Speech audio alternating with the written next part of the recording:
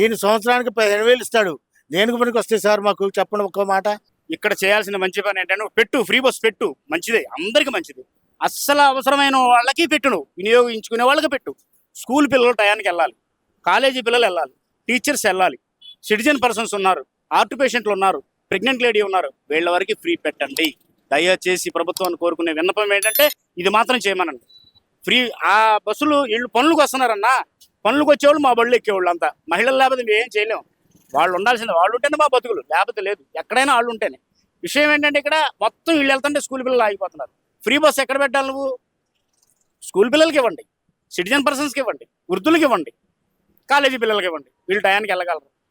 వీళ్ళందరినీ అమ్మలక్కల్ని బాగా వదిలిని మరదలని అందరిని తీసుకొచ్చి బస్సు ఎక్కించుకొని వెళ్తే ఈ స్కూల్ పిల్లలు ఏమైపోవాలి, కాలేజీ పిల్లలు ఏమైపోవాలి? వాళ్ళు ఫైన్లు 50 రూపాయలు కట్టుకుంటారు ఒక్కొక్కరు. నా కళ్ళారా నేను చూసా జరిగేది ఇది. వాళ్ళు ప్రభుత్వం అనేది దీన్ని గుర్తించి దీన్ని సమపాడులో సరిచేస్తే కానీ ఇది ముందుగా టయానికి వెళ్ళక 50 రూపాయలు ఫైన్ కట్టుకుంటారన్నా. ఇంట్లో మా బోలు పెడతల్లా షర్ట్లు తిరగొట్టేస్తున్నారు. ఇది గ్యారంటీ. రేపొద్దున పెళ్ళాన్ని కొట్టి ముందు మానేసినోడు కూడా, నేను గత 8 సంవత్సరాల నుంచి ముందు మానేశాను. దయచేసి ఇప్పుడు మళ్ళీ మొదలు పెడతాను. నేను ఇంకా మళ్ళీ మొదలు పెట్టాలి. ఇక లేకపోతే ఇక నేను గెలవలేను. ఇంట్లో ఆడవాళ్ళ మధ్య మగోడు బతకలేడు. ఇక ఇది సట్టి తిరగేసి మొదలు పెట్టారంటే మేము తిరగేయాలిక. ఇది గ్యారంటీ. మర్చిపోయినాడు ముందు మళ్ళీ ముందు తీయాలి బయటికి. అది దాచిపెట్టిన కొబ్బరి నూనె కత్తికి నూనె పెట్టండి అంటారు చూసారా? ఆ టైపులో అయిపోయింది మా పరిస్థితి. నిజం అన్న, దయచేసి ప్రభుత్వం చాలా దీన్ని అర్థం చేసుకొని ఆ సమయానికి ఉపయోగపడే వాళ్ళకే పెట్టమనండి. కాలేజీ పిల్లలకి, స్కూల్ పిల్లలకి, వృద్ధులకి, ప్రెగ్నెంట్ లేడీకి ఫ్రీ పెట్టు దయచేసి. ఇది వరకు చాలా క్లారిటీ, చాలా మంచి పని. వేస్ట్ వాళ్ళు స్టిక్కర్లు కొనడానికి, చెప్పులు కొనడానికి, బట్టలు కొనడానికి ఒక్కొక్కరిని చూడండి మీరు. ఒక్కో స్టాప్లో 20 మంది 15 మంది తక్కువ ఉండరు. టికెట్ పెట్టండి, ఒక్కళ్ళు ఉండరు అక్కడ. ఒక్క అక్కయ్య ఉండదు అక్కడ, ఒక్క చెల్లి ఉండదు అక్కడ, ఒక్కళ్ళు ఉండరు. అప్పుడు ఆటో తమ్ముడు రా క్యాకెత్తే రారు సార్. ఎక్కడ సార్ ఆటో వాళ్ళు అంత హీనమైపోయారు సార్. అడుక్కునే వాళ్ళ కంటే దారుణంగా తయారయ్యారు మేమైతే. వాహన మిత్ర ద్వారా 15,000 రూపాయలు చెప్పేసి ఇస్తానని చెప్పేసి నిన్న ముఖ్యమంత్రి డిప్యూటీ సీఎం గారు చెప్పారు. దీని మీద మీ ఇదేంటంటే? సార్ అందరికి నమస్కారం. మేము తెల్లారగట్ట 3ంటికి వచ్చాం. ఇప్పటి వరకు బయటికి వెళ్తా కూడా ఏ స్కోప్ లేదు. గ్యాస్ కొట్టించుకోవాలి వాళ్ళ రేట్లో కిలో వచ్చి 100 రూపాయలు. ఊరినే ఫ్రీగా బస్సులు పెట్టారు. ఆ బస్సులు ఎక్కుతున్నారు కానీ ఆటో నాదు ఎవరో లేరు. వచ్చాము, ఇక్కడ కూర్చున్నాం. మేము కూర్చుని ఎంతవరకు చూడండి ఎంతమంది ఆటో డ్రైవర్స్ ఉన్నారు. కనీసం 15 మంది ఇక్కడ ఉన్నాం కిరాయిల కోసం. ఏ బండి కూడా కదలని పరిస్థితి అనమాట.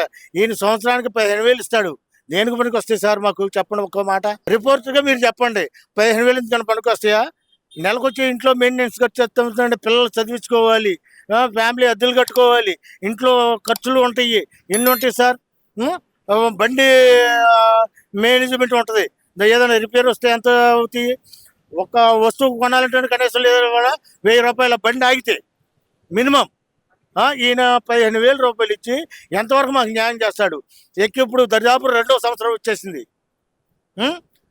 వేస్తారన్న పథకం ఇప్పుడు వీళ్ళు పోలీసు ప్రతి ఒక్కరూ లైన్ మీదకి వెళ్తుంటే కేసులు రాస్తున్నారు. 1 వేలే పెట్టావు, లేదనుకుంటే ఎవరైనా 4-5 యంగ్స్టర్ ఎక్కారనుకోండి దానికి కేసులు రాస్తున్నారు. 5,000 నుంచి 10,000 రూపాయల దాకా కేసులు రాస్తారు పోలీసు వాళ్ళు. ఇవన్నీ ఎక్కడ చూసుకోవాలి సార్? మేము బతకాలి కదా రోడ్డు మీదకి వచ్చి.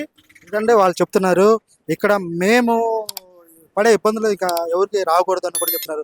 ఇవాళ ఉదయం నుంచి కూడా ఇప్పుడు దాకా ఒక్క ఆటో కూడా బయటకు వెళ్ళలేని పరిస్థితిలో ఉన్నారు.